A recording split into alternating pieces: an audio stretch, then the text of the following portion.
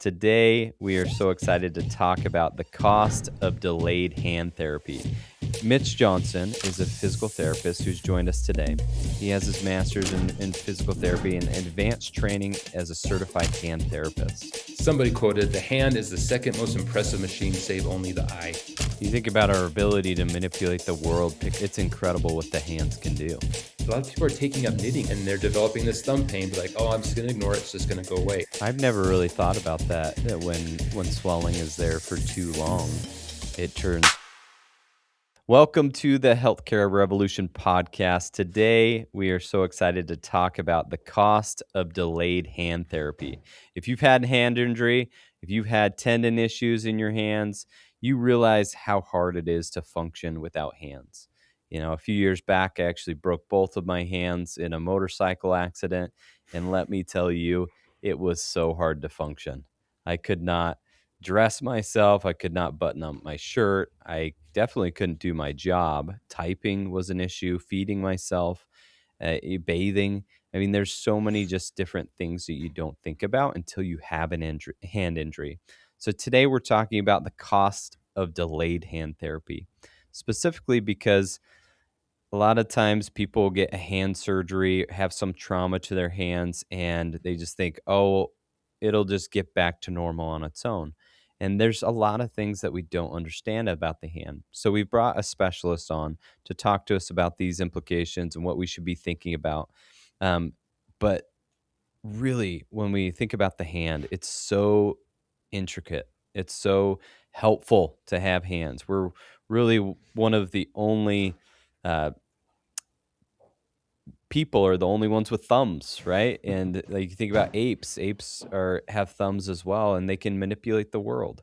And that's what our hands are supposed to do. So Mitch Johnson is a physical therapist who's joined us today. He has his master's in physical therapy and advanced training as a certified hand therapist. That's the highest level of training that you can get for the hand. He sees patients who recover fully because care was early, right? And he's also seen cases where people have delayed care and they didn't have care at the time that they needed, and it really cost them a lot. So he has also background in orthopedic physical therapists. As an orthopedic physical therapist, he's repeatedly seen poor outcomes with wrists and hands, and he made this decision to go out and to be a hand therapist, and he's really made a strong impact on that. And he also runs a really cool newsletter specifically for physical therapists, and his goal is to have over 100,000 subscribers. And this newsletter is very informative. It helps physical therapists stay top to date with the most recent research that's out there. It gives some funny jokes as well. I love that, especially when we get Will Humphreys on there and you film your fun videos. But also talks about legislative changes, big things happening in our profession. And definitely subscribe to that newsletter if you're listening as a provider, because it could be very useful for you. So all that said, welcome Mitch to the podcast. Thank you, Brad. It's great being here. I need to correct you on one thing. So you talked about apes. They cannot oppose their thumbs. So that's how we separate ourselves. So they would not be able to tie a shoelace. So that's one thing we can make fun of them. Tell us what that opposition means. Right. So opposition is the ability to take the tip of your thumb to the tip of another finger. So going to like say the small finger, be able to touch tip to tip, getting that done. So a thumb has this clasp, but they can't oppose. So they would make terrible artists. So why is the, I mean, you talked about how tying your shoe. Why is that opposition so important? And we're the only species on the planet that really can do that, right? Mm-hmm. Yeah, the only ones. And the cool thing about that, it's not only the dexterity to do it, but the strength to provide that pinch, which is something we'll talk about more on how to prevent issues that make us lose that pinch because of arthritis, imbalances in the muscles, things like that. But to be able to do the fine motor control and then hold it there with strength is essential. So that's what separates us from the apes. Yeah. You think about our ability to manipulate the world, pick up objects, do it with such control and with power.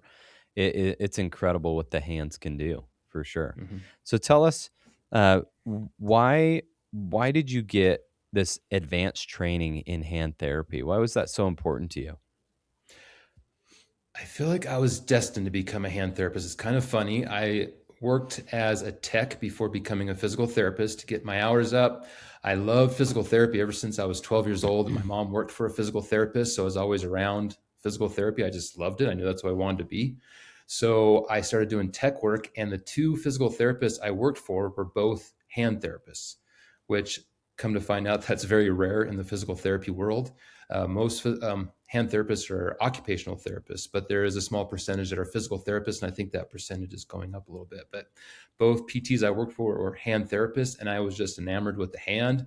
The fact they got to make braces, just that whole crafts for adults type thing where you get to take something, heat it up so it's malleable and put on someone's hand. I was just knew that's what I wanted to be too. Yeah, So it's pretty much like a mixture between pottery and arts and crafts, right? it really is. I try to decorate it too when I can to dazzle things, but yeah, it's so fun to, Put little diamonds on it, a little bedazzle. I love yeah, that. someday. But to get your mind around, okay, this person has this situation, what type of brace would help them to function or to protect whatever, and then you have to figure out how to make it. It's a fun challenge. I love it. So, one thing I've noticed about every hand therapist that I've ever met, I don't know if this is a requirement, but you guys are some of the nicest people. You're just so tenderhearted. You connect well with people. Is that just like a gold standard for a hand therapist? Is that just maybe a criteria to become one? I don't know.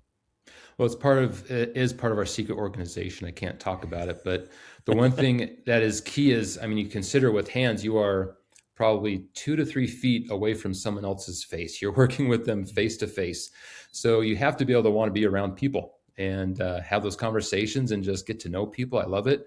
I've met so many people, get to know them very intimately because you have that face to face opportunity and just hope they have good breath. But it's just that Yeah. opportunity. It's just, yeah, it's, I guess being nice does help with that type of relationship. Yeah, for sure. And the thing is hand therapy is a little different because most of the times you have your patients sitting at a table in a chair, and you are working with them right across a foot to 2 feet away, right? And then Hmm. you're just going from table to table working with different patients. And you don't have a lot of distance between you, so it's a little more intimate. So tell us about why hands are different. Like, why are hand injuries so specific, and why are they so challenging? And why do you need this additional certification to understand the hand? One thing in looking at the National Hand Therapy Association website, they have a cool quote on there, and it says, somebody quoted, "The hand is the second most impressive machine, save only the eye." And just because of the major balances that have to take place with the tendons, the pulleys, the bands, the ligaments that hold it all together to create that type of movement, that fine motor control, as well as the power of it with grip strength. It's just amazing what it can do. When you compare it to the eyeball, I always counter that statement with, what if you were to take your index finger and straighten it out and then thrust that into someone's eyeball? Your hand has now become the number one machine in that situation. So the hand is amazing in everything it can do just because of the balance is required. So when you have an injury, that whole balance can be taken out of whack, whether it's because of swelling in the joint, an injury to the tendon, a pulley rupture, whatever the case is, that whole balance can be thrown out of whack, and all of a sudden you can't use that hand. Yeah. And I remember in PT school, we had a white glove that we were given in our hand therapy course, and we had to draw with different colors all the pulleys. So essentially, where the tendons would go through, where it attaches to the bone, and then we had to draw all the tendons separately and all the different connective tissue structures, and then the layers, the intrinsic muscles, the smaller ones, and then the bigger muscles and the tendons and where they attach. And it was so amazing for our hand to be able to articulate the way that it does in a pose. There are multiple structures that cross different joints at different levels to be able to allow you to manipulate that. And the hand is just so incredible. And what I've realized, if you do have a pulley issue in clinical practice, or you had a tendon repaired and you don't get the right movement or splinting, it can really be detrimental because of how intricate the hand is. And knowing where to splint, and where to brace is absolutely critical. And that's why we really need these more advanced level training to be able to handle that. So tell us about how swelling, stiffness, and scar tissue really affect the ability for the hand to do what it's supposed to do. So the big thing is, say, for example, swelling after surgery or some sort of traumatic injury where your hand swells up. That swelling over time can become fibrotic, where that tissue or that swelling fluid thickens, and then that's a major recipe, a major area of where scar tissue can then build up. And so, if you don't take care of that swelling as soon as you can, as appropriate, which is pretty soon thereafter, then that starts to get fibrotic, and then the scar tissue sets in, and you start losing that range. And then it's a very generic term. It's just called stiff hand. But that stiff hand can lead to a significant loss of function because the one issue we see a lot of times, so you want to make a full fist, and you got your MCP joints that should be able to bend down to make a full fist. When you get And hand that's just where your stiffness, knuckle is, right? The yeah, MCP. the knuckles. And so when you get a hand stiffness, those guys, because of the tissues, you have the dorsal apparatus, you have all these tissues that stabilize the joint. Those tissues can shrink and get tight. And so all of a sudden you get more of a claw fist where you start Hmm. grabbing things like this, so because you can't get those joints all the way down. And so all of a sudden you've lost your ability to do power grip, because that's essential for a good power grip. If you have to lift a bucket and carry it, working out in the garden, those types of things, you lose that ability. So it's very key to get the swelling out as soon as you can to avoid that stiffness that sets in. I've never really thought about that. When swelling is there for too long, it turns fibrotic. And as you're talking about, it makes me think like fibrotic is not what we want, right? We No. want elasticity. We want things to be able to be adaptable. When they become fibrotic, they become very stiff and non-adaptable. Tell us what happens when that stiffness, fibrotic material is there for long periods of time. What happens? Well, that's just that scar tissue that starts building up and limits range of motion, gets in the way of the joints, I guess you can say it. I kind of compared it to you have a large water balloon and you put it in the hinges of a door, and then you try to shut that door. If it's a strong water balloon, it doesn't pop. It's just not going to shut all the way. So the same thing with our joints. We'll not be able to get that full range necessary to do the big things, the small things, whatever the case is. So, And in essence, really, time matters here. Oh, yes, time is key. And I think, and I know you've talked about this, that's kind of the consensus that we have to get rid of is, oh, I've hurt my hand or hurt whatever, so I just need to rest it for a while. If we have that swelling setting in, we need to get, I don't like to use the word aggressive, but we need to get moving it, doing different activities, different modalities, different exercises to get that swelling out sooner than later. Yeah. And, on the podcast before and different conversations that we had, we talked about the term RICE, rest, ice, compression, elevation, and how that term is really dead. And it's really created a lot of issues for us, especially with the hand. A lot of people think rest is the gold standard, but really rest can create a lot of problems. What we really should be thinking about is optimal loading. How do we Hmm. optimally load? Adding appropriate stresses to certain structures, because your body adapts to the demand. If you don't have any demand, it's going to adapt to it. It's going to stiffen up because that's the body's way of healing. It lays down scar tissue to hold things stable. So timing definitely matters. We got that. Make sure and tell us about what windows are we looking at? Say, at what point do things become permanent? Well, for example, one of the most intricate surgeries for a hand therapist would be a tendon repair at like the zone two. It's somewhere in the finger. If you lacerated the palm side of your finger and you get a tendon, that surgeon will go in there and repair the tendon, kind of vent out the pulley so the tendon should glide up and down nicely. But they now do what's called early active motion protocols. They want that moving within 4 to 5 days after surgery, Mm. because if not, then you get the swelling that sets in, and then the scarring, and then that tendon gets stuck and it can't glide. So, a few days. Yeah, and ultimately, if you're getting a hand surgery, your hand surgeons know how quickly you should be get moving. So Hmm. most hand surgeons have their PT. It's like their guy, their go-to guy, and they're getting you in within a couple days of that surgery. Tell us about, say you break your wrist. We call this in the PT world as maybe a distal meanings away from, radial fracture. So your radius bone, the most pointy tip of it breaks, and you have to get that plated. What's that look like for us?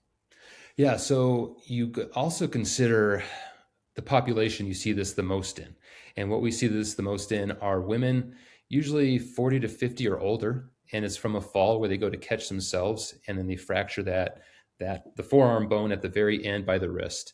And so what you're dealing with there, because of, first of all, they age and do they have conditions with the bone? Is there osteoporosis? Those types of things. Along with that, coupled with the pain, they don't want to move the wrist. And so you get the same situation where it can scar down rather quickly and then you lose the range. And when you look at like function, you want at least 40 degrees flexion and extension.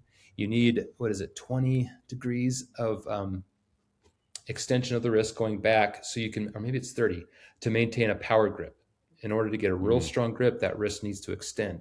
So if you lose that extension, then you've lost a lot of strength in your hand. So that getting it mm, moving quickly, and with that too, and I know you've talked about this too. We've done a lot with persistent pain training, with neuroscience of the pain education, how to avoid increase in pain, but still do the things that you need to do, still move it without it causing too much pain, where the brain sees it as an alarm system. So there's a lot of that education that goes along with it. But getting it moving faster will always help decrease pain if you don't overdo it, and decrease the risk of stiffness, loss of range. yeah. Because the thing is, a lot of people think that you just need to be casted for a long period of time to let things heal. What we know, we'll use the term ORIF, which stands for open reduction internal fixation, which just pretty much means they cut open that portion and they put a plate and screws on that area. Uh, but most people think that you got to let it cast, you got to cast it for a long period of time and don't move it at all. What we're learning is the bone has been screwed together and we need to get light range of motion early on. Is there anything you would add to that, Mitch? I would say also, as we talked about pain, a lot of times we think, oh, immobilize something, rest something. That can actually increase the pain because Mm. you're feeding into the system that your brain's saying, oh, something's wrong. And so you say, okay, I'm not going to do anything. And then it kind of adds validity to what the brain is thinking and it'll increase the pain to try to protect that joint. If you can get it moving sooner than later, without going to those points where it's causing pain, then the brain says, oh, this isn't bad, and it'll calm the pain down even faster. So you're getting over pain faster as well as getting range of motion back.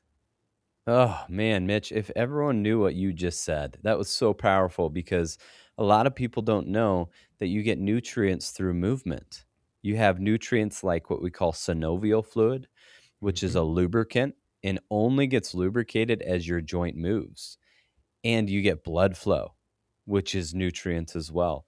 And if you're lacking movement, it actually is going to increase your pain. People think, oh, I need to rest it. I need to not move it.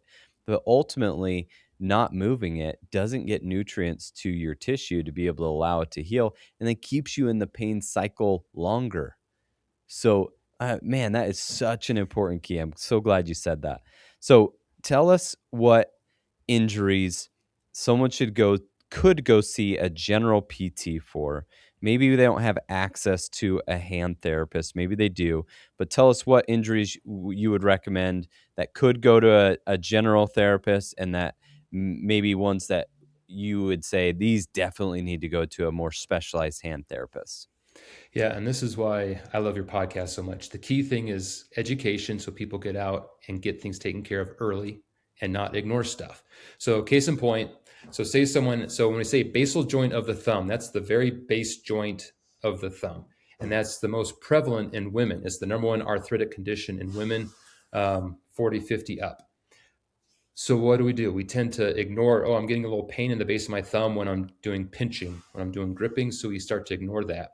What happens over time is then because that arthritic, the degeneration that's taking place, it creates more stiffness. It'll suck that thumb towards the fingers, In that process, the muscles between the thumb, that web space, will get tight and they'll pull it in even more. So now this joint has become almost totally immobilized. In the process, your brain still has to figure out a way to function. So it'll make the next joint up hypermobile. So this joint will Yep. become so loose. So by the time you get something done, you've lost all your ability to pinch. They say, oh, let's go ahead and replace this joint or whatever. Now that joint that's loosey goosey is so loose, after they replace it, you still don't have pinch because it has no support. So then they have to fuse that joint. So it's just a progression. So if you got in early, and this is what I love to tell all of orthopedic specialists, or not specialists, but orthopedic therapists, you see someone that comes in with a knee problem and you notice that their thumb's kind of getting drawn in a little bit while they're going to shake your hand or talk to you. We need to be that one-stop shop. Like, we're trying to become those primary care providers. We want to become that therapist for life for that patient. So if we show them, hey, I'm looking at your knee right now because you had a knee replacement, but I notice your thumb's getting drawn in. I can give you a few easy exercises. We can look at some mobility work, some manual work to help free that up. Maybe that's something we can focus on another day within the clinic. But the sooner you can get to that stuff, the better. But it's so easy to free that up. So number one, I'd say, with when you ask your question, would be the basal joint stuff. That's something that all general therapists can work on. We just free up that adductor pollicis, the one that pulls the thumb towards the hand. It can get Yeah. so tight, so it just sucks that hand right in, or the thumb to the hand, and then that's causing the joint at the bottom of the basal joint to seat outwards, so it's in a bad position. We can do treatments where we're releasing that area, strengthen the surrounding muscles to help stabilize that joint. That would help so many, particularly, like I said, women, to maintain the things that they need to do and love doing by keeping that joint freed up and strong, so they can avoid all that stuff that would happen down the road with surgeries, maybe multiple surgeries, and just a utter lack of function. And Other big one. it sounds like you see that quite a bit. So Yes. if you're listening to this podcast, think about, your grandma, right? Like, or your mom that's aging. Do their hands look different? Mhm. Are they holding that thumb in and unable to really open it up? You don't realize how much that really affects things. People really you lose almost all your grip strength with that. And it's Oh super yeah, it's important that huge. we maintain that, because people lose their independence with little things like that. That's where it all starts. And we want people to keep their independence as long as possible, if not their whole life. And that's just one piece that we can really help out with. So if you see that with your grandma or with your mom or anyone in your circle, make sure we have that conversation. So tell me about, what's the real cost of delaying therapy? Well, like that example right there, and you talk about grandmas. Unfortunately, this could be a 30, 40-year-old active woman that does a lot with their hands. They start to feel that pain. And so this is when it starts. It doesn't start when they're in their 60s, 70s as grandma. That's where kind of really you get the visual symptoms of it, the visual aspects of it. So it's really important with any. And the other big one too would be if you're getting any type of numbness or tingling in your first three fingers, any numbness or tingling in your last two fingers. There are such easy treatments that a therapist could show you, a general physical therapist, to help prevent that from progressing. Because like you said, the next step is surgery. If you have carpal tunnel that's so severe, the only thing you could do in severe cases is surgery. It is a simple surgery, but you could have bypassed that by doing some simple things that a therapist could have recommended. You get Yeah. some issues in the elbow where that other nerve, the ulnar nerve, runs, and it goes up to the last two fingers. You wake, a lot of people will wake up with that because they sleep with their elbows bent. So all of a sudden their fingers are tingling. You have that proper education, you know what to do, you can take care of it. You avoided so many things, surgery wise, lack of function wise, poor sleep wise, getting on those things and just really listening to your body.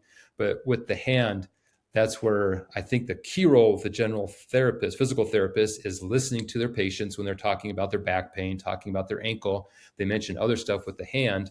We can get on that stuff quickly. We can avoid so many things down the road that cost so much money because of medical care, loss of work, loss of things that you love doing. Yeah, key thing, being quick, getting on it fast.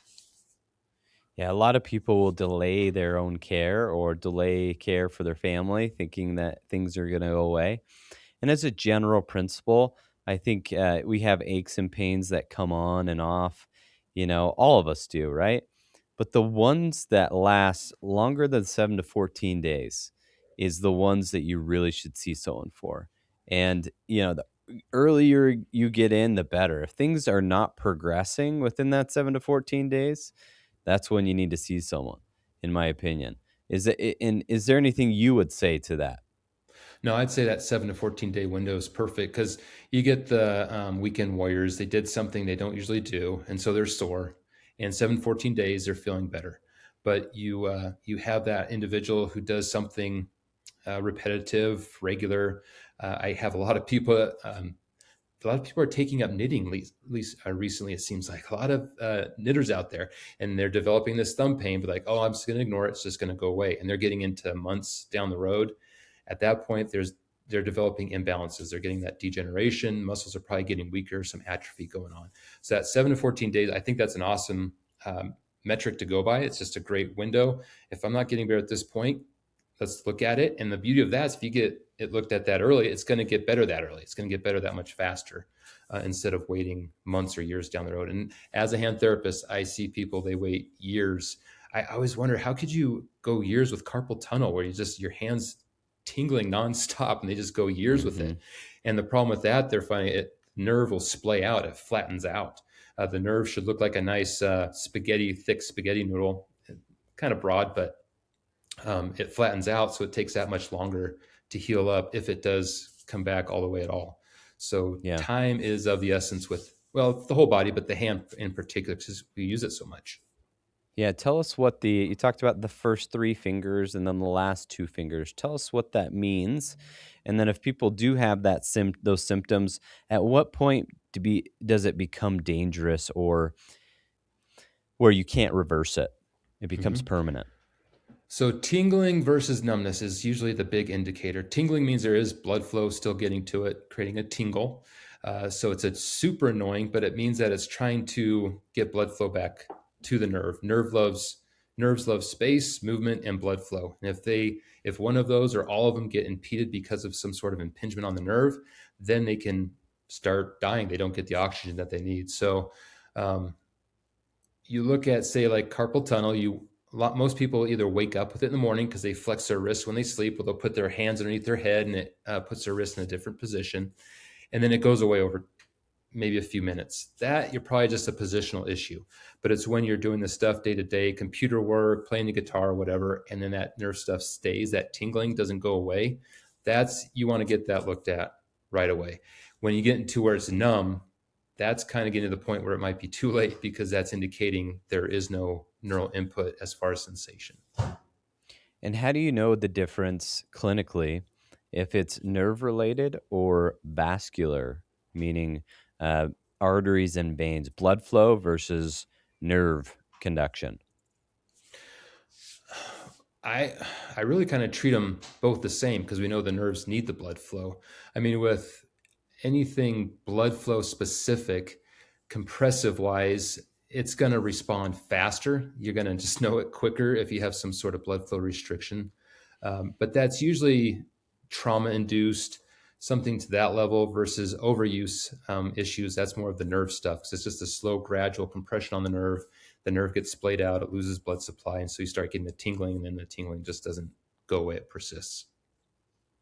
Got it. That's really helpful. What else should people know about the cost of delaying therapy? Anything else you'd add? Well, I think just we're getting so much amazing research that shows the benefits of physical therapy as preventative care, as well as treatment, because the whole principle of getting to something earlier and just the costs saved from that. From again, the example of the thumb, if you could avoid thumb surgery, you get the basal joint surgery. If you could avoid that, that's going to save tons of money. But then if you can avoid the secondary surgery that you might get because the other joint gets mobile, that's going to save tons of money. It's just, and I hate to look at just at the money side of things. It's also just your life. It's you. I have a lady now, she has de Quervain syndrome, and that's the tendons on the back of the wrist. They get inflamed. So it hurts to extend the wrist and to grip and pinch. And she had been dealing with this for 2 years to the point where she just accepted she couldn't do anything. She just stopped using that hand. instead of seeing what she could do for care. And I don't want to speak to that because maybe she had a terrible experience in the healthcare system or something happened, so she wanted to avoid it. But she finally came in after 2 years, and in those situations, I have to explain, well, we're going to do what we can, see how we get this better, but it's going to take a while because it took 2 years to get this way. So you have all the tissue adaptations, the tissue changes. Um, when they've shown, like with the low back, when you're not using those small little multifidi muscles, fatty tissues start to deposit. So you got to imagine the same stuff's going to happen in those tissues in those areas where it just does not rebound as fast. So time is of the essence. And again, I don't want to speak to this individual like, how could you wait so long? So maybe they had some experiences, whatever, but she just accepted the fact that she could not use that hand anymore. And so to me, that's really sad. We got to get that word out that they can get that going faster so they can maintain use of those hands. Yeah, and ultimately, it just made me think of myself with, I had some basal thumb pain. And every time I use my phone a lot to message people all day. And that motion of using a phone was just making my joint really sore and painful. And I used to race motocross very competitively, and I've broken my hands a number of times, and that joint has taken some big brunt injuries over the years, many fractures in the thumb, and in the base of the hand. But what was interesting is I went to this hand therapist, and keep in mind, I'm a great physical therapist. I'm a general physical therapist. I specialize in a few things, but hand is not my specialization. I treat wrists, the basic hand injuries. But my base thumb, I'm like, what is going on? And I get an X-ray. The X-ray says you got degenerative arthritis, right? It's like, yeah, yeah, yeah. What does arthritis mean? If we were to truly define arthritis, it means inflammation of a joint, right? And we listen to these x-rays, and these radiologists tell us these stories, and it's their job to describe what's happening that's changing within those areas, right? And then the clinician gets to interpret it, right? In this case, I interpreted it. I'm like, yeah, well, that doesn't really mean anything to me, right? I talked to my hand therapist. He literally gave me 2 exercises. This was part of our normal session.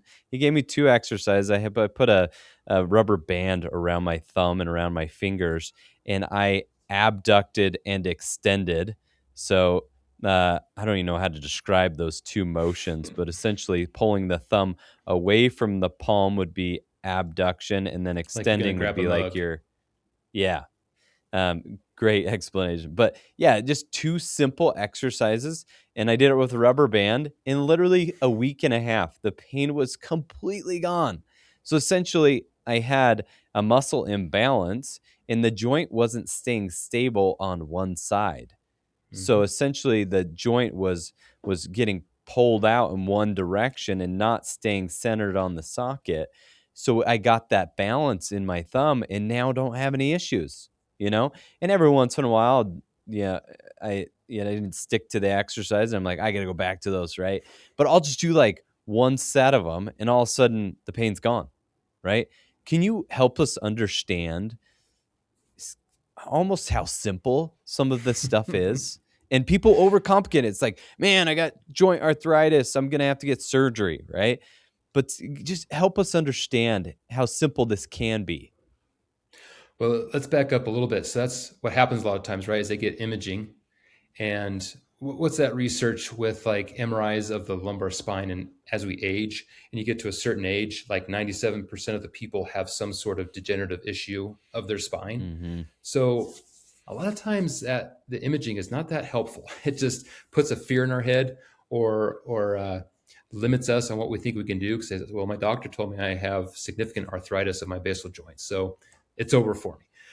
Just realize if we did that imaging on anybody over 40, they'll probably have some level of degeneration in that basal joint. So, like with your example, it doesn't mean it's over. It means there's so much that we can do therapy wise, exercise wise. Um, what's crazy about the muscle that pulls the thumb in towards the fingers, your adductor pollicis, it has a 90-degree insertion into the bone, meaning it's a 90-degree angle. So it has the most direct pull of any muscle in the body. So because of that, physics wise, it's the strongest bone or muscle in the body. It has that direct pull, so it's super strong. So you're combating against this guy that can pull in with these little guys out here that need to pull out. So if you're not keeping them strong, like you're talking about with the rubber band work, you're getting that in balance, and it's pulling the thumb in. As you pull the thumb in, the basal joint, you can kind of, if you're listening to this right now, pull your thumb in towards your fingers and look at the bottom of the thumb and see how it pops out a little bit. That's kind of seating out of the joint. You're not going to dislocate the joint, but it's in a bad position. So if you're holding that position for a period of time, things are just going to get worse and worse. So with simple exercises, one thing I love is the chip clip. If you have a chip clip where the nozzle, the end of it's shaped like the nose of an alligator, just put that right in the web space and wear that for 5 minutes, and you're releasing that adductor pollicis muscle. And it's also a great stress reliever after the end of a workday. I'll put that on and just kind of relax. Oh, it just feels great. But you're releasing the hand, and it's just, that's 3 to 5 minutes. And then your exercises probably took you, what, 2 minutes? And just keeping the joint moving, the muscles strong that surround it, just it goes so far. It's definitely a passion that I have, is getting that word out, because it's so easy to fix these things if you do them early on, It, and for and the any thing is, therapist. I saw this GIF the other day, or maybe a meme. Yeah, it was a meme, where there was two lines. One of the lines was pills, steroids, surgeries, and it was hundreds of people. And then the other one was exercise, physical therapy, like the simple stuff, right? And it Mm-hmm. was like two people. Everyone's really interested in the quick fix. And ultimately, they don't realize how quick fix this can be, right? Because what the problem is, you get a steroid injection that's only going to last a certain period of time, and you're anesthetizing, you're essentially calming down the symptoms through an external device, right? Or mechanism. When ultimately exercise, the right exercise, and I really want to emphasize the right exercise, Mm-hmm. can take away the pain completely for good, right? And getting that balance back. And we don't realize those imbalances that come over time. And it's super critical to understand that component, because we get stuck and we think, and we've been told through society, that injections and surgery and all these other things are the only way. And I do want to emphasize they have their place, each one of them, and they are very important to the medical system. But too many people are lining up for those options when around 80 to 85% of people can just solve it through the right exercise and guidance through musculoskeletal care. And, if anything, I hope people get from this podcast is understanding the simplicity of it. Is there's simplicity and complexity. Sure, if we got a tendon issue that you crushed your hand, and we had to repair that tendon in surgery, that post-operative type of hand therapy, that is super critical to have a very specialized therapist. But there's a lot of things that are just very simple, and you just need 1 to 2 things to self-correct, and you can run on your own. But I really hope you understand that. Just get help, because that's what we're here for, is to help guide you and help you understand how simple things can be. Mitch, is Yeah, there anything you'd add to that?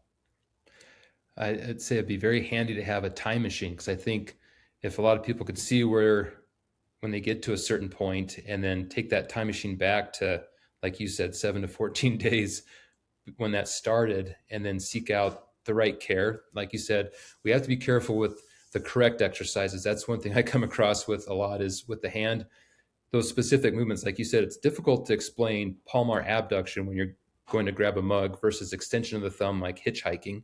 So I'll have people do some exercises, and inevitably it'll always turn into the other movement. Like, no, let's go back to. So that's why it is important to seek out that care initially and have that direction, but just get it done fast, because we look at the opioid epidemic, and that's a lot of times people lean to that and the complications that could arise from surgery. Um, this is the most non-invasive way to get you back functioning and avoiding what could be months and years of heartache, just by getting in quickly, because something hasn't gone away after 7 to 14 days. Yep, absolutely. And I really want to go back to the specificity, or the specific exercises are really important. And that's what we are specialized in as physical therapists, is helping guide specific. Because you could start exercising, you're like, sure, I'm exercising and it hurts as I exercise. Most of the time, you just have the wrong movements, and we need to give you Hmm. very specific movements before you add on those other movements. You can't be real general with it sometimes. So a lot of the times you need very specific movements to correct it, and then you can add in those movements later. But if you're doing an exercise or doing an activity, it's hurting, don't think that exercise is causing the hurt. Think there's something that's going on mechanically in those joints or in those tendons that I'm repeating over and over again. And if I can get the right exercises to match it, then we can really create change. I want you to think about for your eyes for a minute. If I was to have, say, Mitch on the call, he's got glasses. I have glasses too. I rarely wear them.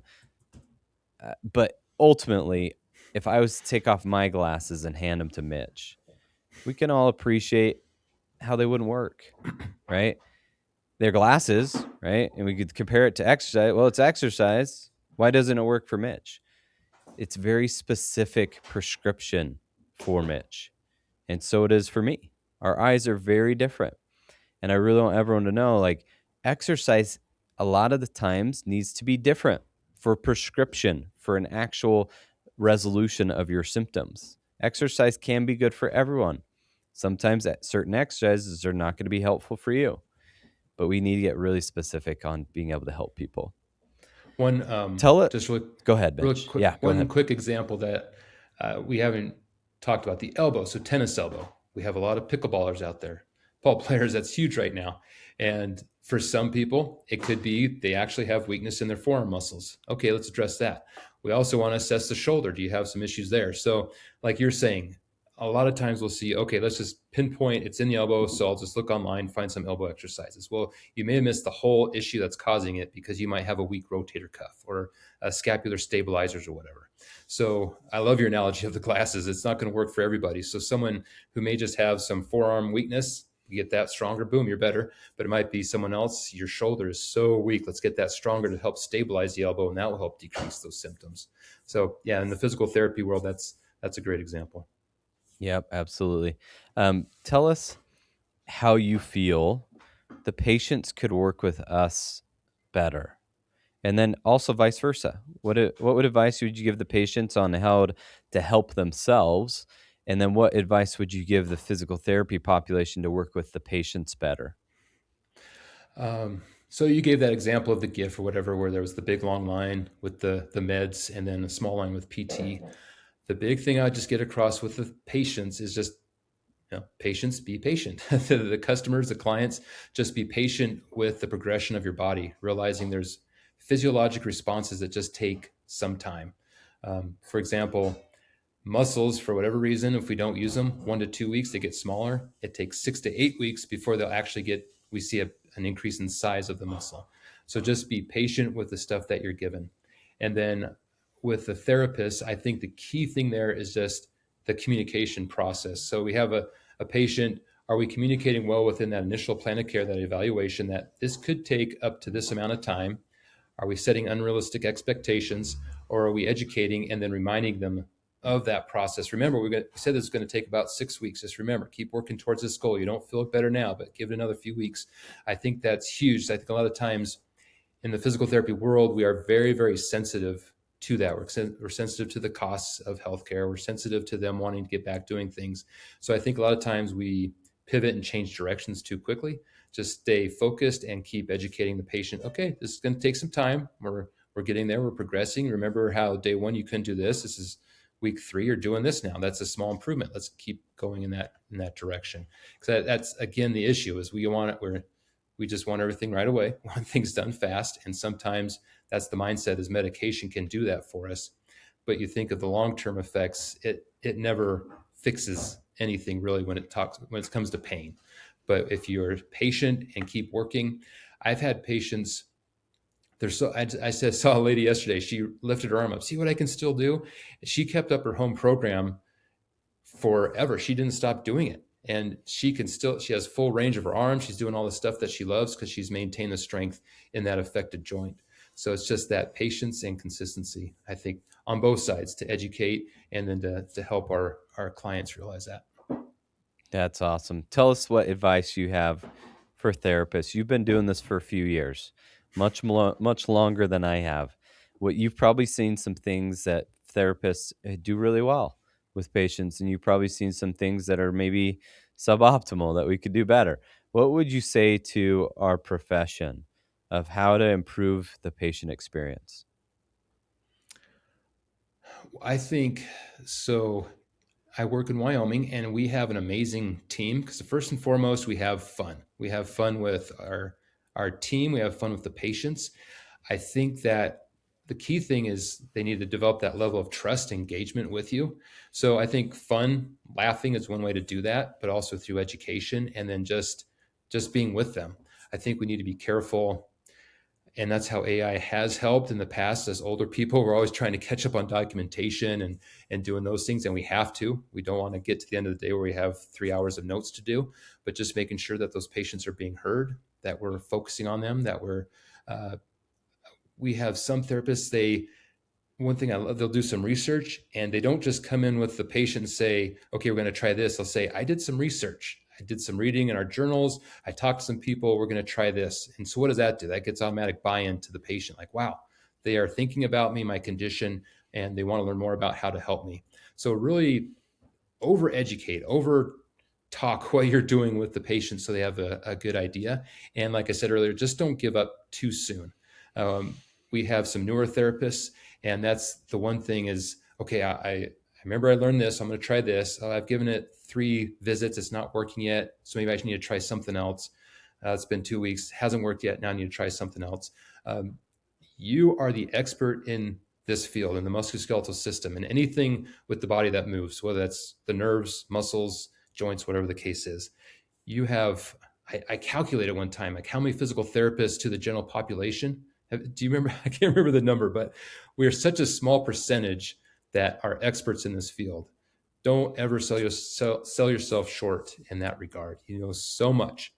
And the other thing I would finish off on is just be an amazing salesperson. That's sometimes a dirty word, but we need to sell what we do because a lot of people have no idea what we do. Like, oh, you do massages, right? Like, no, we go way beyond that. So market ourselves, talk that internal marketing.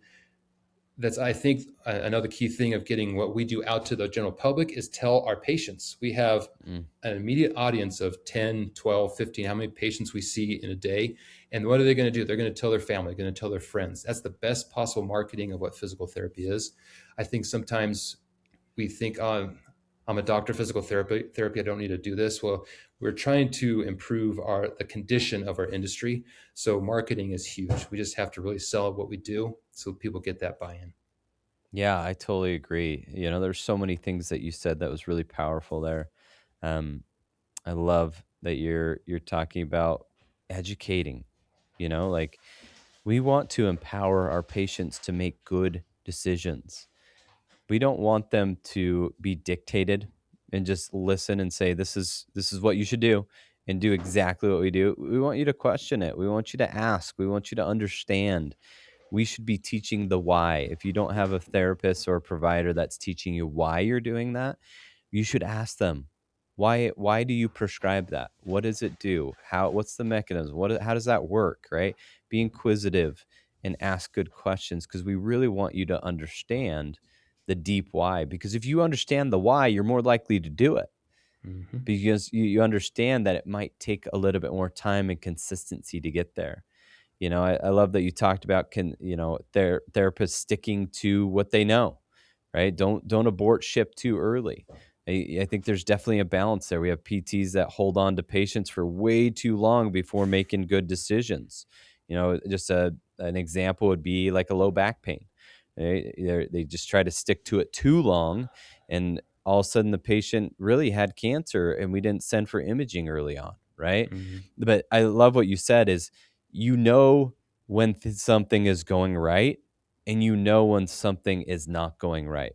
And it's important for us to make good decisions based on our clinical knowledge.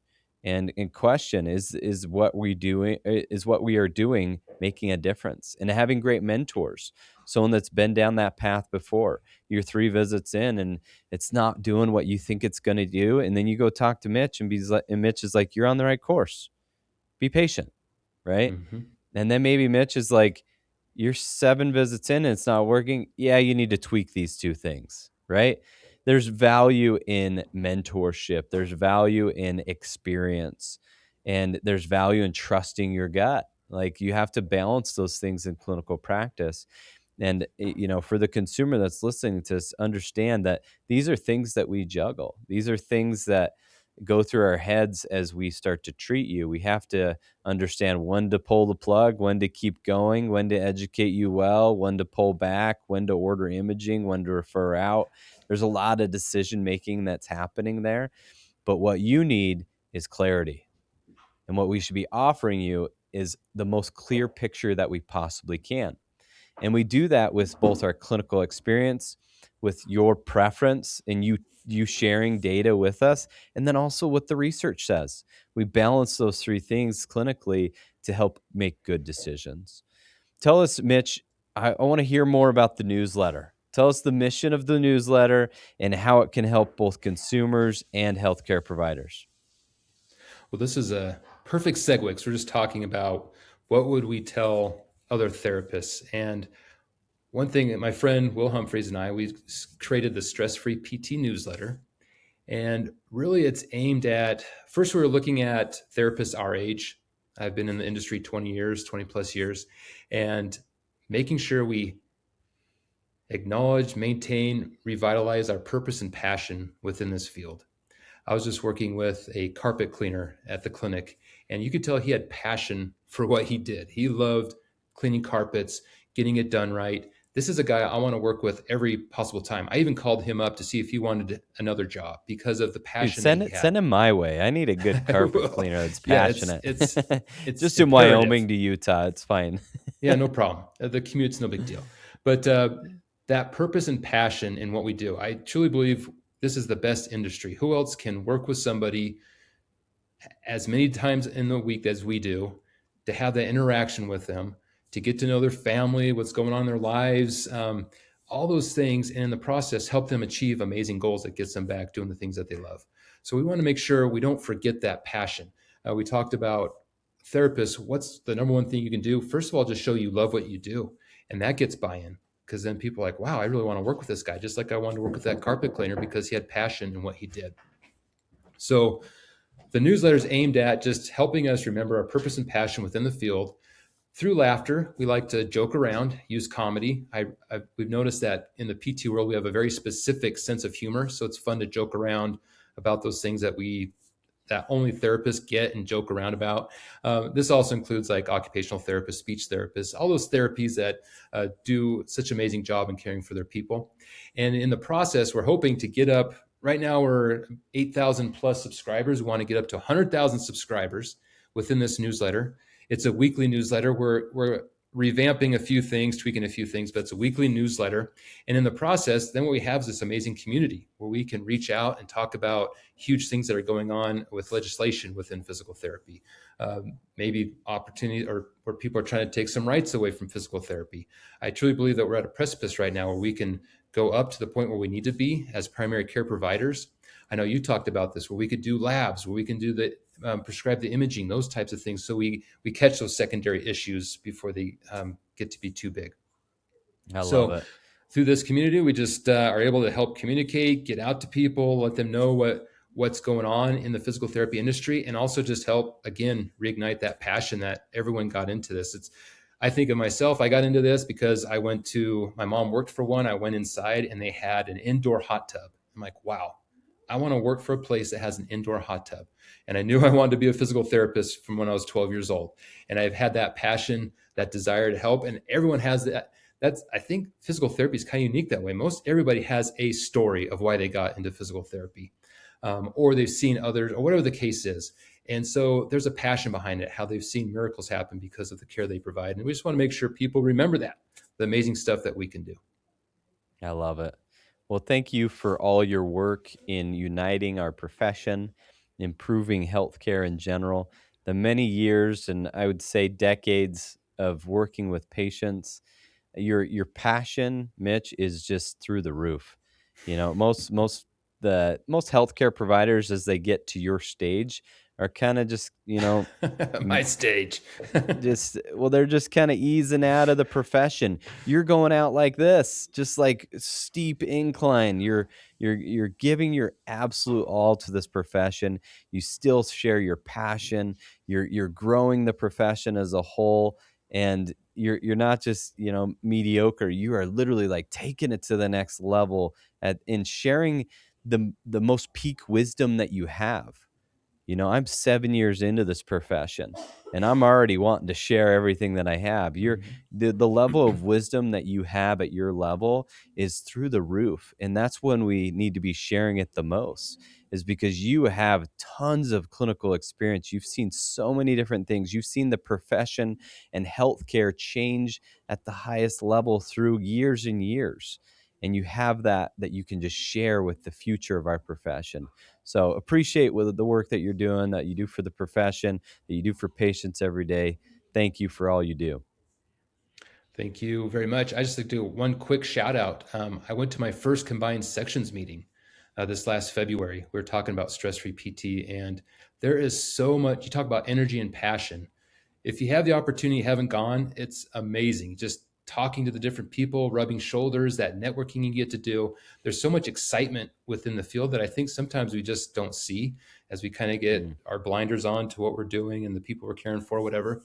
But it's just amazing what physical therapy is. And that was a great way to show that off. So anybody listening out there that's a physical therapist and you haven't been to one, definitely go. It's well worth it. Yeah, I totally agree. Well, thank you, Mitch, for being on the podcast. Appreciate your time and your expertise. Thank you, Brad.